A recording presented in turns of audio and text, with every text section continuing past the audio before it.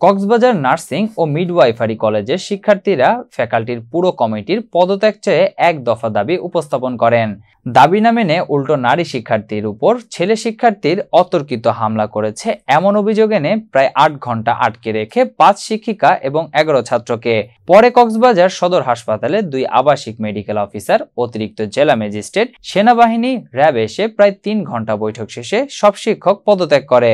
এ কারণে শিক্ষক শূন্য হয়েছে কলেজটি।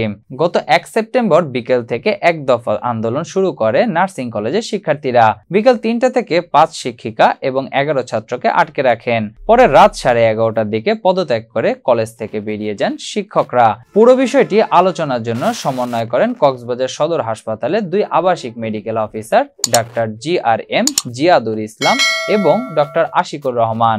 জিহাদুল ইসলাম বলেন, কয়েক ঘন্টা বৈঠকে বারবার সমাধানের চেষ্টা করা হয়েছে। শিক্ষার্থীদের দাবি শিক্ষকরা মেনে নিয়েছে। তাদের দাবি অনুযায়ী পদত্যাগ করেছে সব শিক্ষক। এখন কলেজটি শিক্ষক শূন্য হয়ে গেছে। কিভাবে এই সংকট দূর করা যাবে সেটি DGMN দেখবে। সদর হাসপাতালের তত্ত্বাবধায়ক ADM তারা চিঠি লিখবেন। এদিকে দাবি মেনে নেওয়ায় সন্তুষ্টির কথা জানিয়ে নিরাপত্তাহীনতার কথা জানিয়েছেন শিক্ষার্থীরা।